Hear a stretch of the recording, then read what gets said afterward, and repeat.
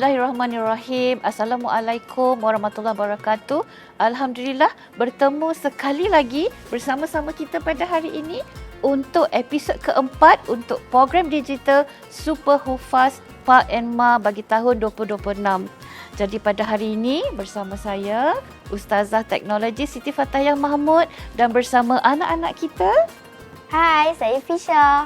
Hai, saya Mikdad. Hai, saya Fasha. Hai, saya Siti Fatayah.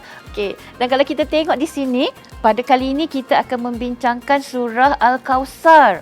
So, surah Al-Kawthar ni apa? Surah Al-Kawthar ni akan membicarakan berkaitan tentang banyaknya nikmat yang Allah bagi dekat kita. Banyaknya kurniaan yang Allah bagi kepada kita. Dan bila kita ada banyak nikmat kurniaan tersebut, ia akan mengajar kita untuk sentiasa bersyukur, terutamanya dalam setiap kehidupan kita setiap hari. Jadi insya-Allah pada hari ini sekali lagi bersama-sama kami untuk kita sama-sama belajar, sama-sama memahami apakah yang terdapat dalam surah Al-Kawthar.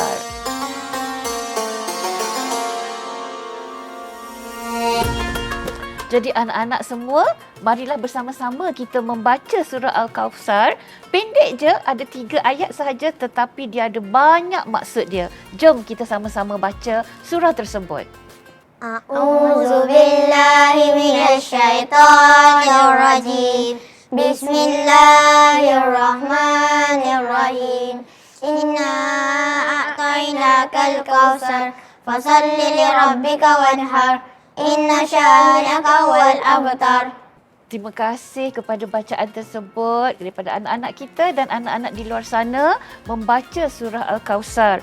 Dan surah Al-Kawthar ini menghuraikan, menceritakan betapa banyaknya nikmat yang Allah berikan kepada kita. Jadi bila kita dapat nikmat, maka kita kena sentiasa bersyukur. Dan kalau kita tengok melalui ayat tersebut juga menceritakan bagaimana ibadah-ibadah yang kita lakukan, ibadah-ibadah sembelihan, ibadah-ibadah yang lain yang kita lakukan perlu kita lakukan kerana Allah Subhanahu Wa Taala. Dan ayat ini juga mengajar kita untuk kita tidak membalas kejahatan dengan kejahatan. So kita tak nak macam tu.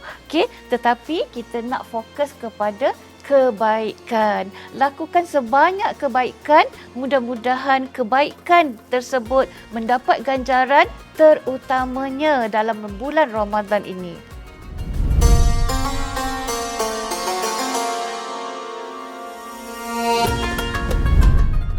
Okay, jadi sekarang ini kita akan bincang sama-sama kalaulah ada apa-apa soalan nak ditanya berkaitan tentang surah Al-Kawthar tersebut.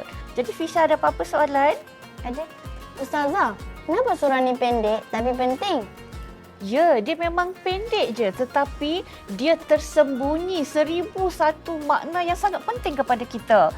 Pertama, kalau kita tengok ayat tu ajar kita sentiasa bersyukur sebab Allah bagi banyak ganjaran kepada kita. Allah bagi banyak nikmat kepada kita. Jadi, kita kena bersyukur dan kita kena ingat apa sahaja amalan kita, ibadah kita, kita perlu lakukan kerana Allah Subhanahu Wa Taala. Bukan sebab benda lain, bukan sebab untuk perkara lain, tapi hanya untuk kerana Allah Subhanahu Wa Taala. Apa kebaikan amalkan surah ni setiap hari, Ustazah? Okey, kalau kita tengok surah ni, dia akan mengajar kita untuk sentiasa bersyukur. Sebab banyak kan Allah bagi dekat kita. Jadi kita jangan sombong. Kita kena sentiasa bersyukur dan bila kita bersyukur, hati kita akan jadi tenang. Kemudian kita akan fokus kepada ibadah-ibadah kita dan ingat sekali lagi, ibadah kita lakukan hanya kerana Allah. Ustazah, walaupun pendek surah ini bagus sangat. Nanti saya share dengan kawan-kawan saya di sekolah. Alhamdulillah, kan? Bagus kan? Jom kita sama-sama share. Jom. Boleh? Terima kasih kepada semua kerana masih bersama-sama kita semua pada hari ini untuk kita pelajari surah Al-Kawthar pada hari ini. Jadi semoga surah Al-Kawthar tersebut memberi galakan kepada kita untuk sentiasa bersyukur dan untuk sentiasa membuat ibadah kerana Allah.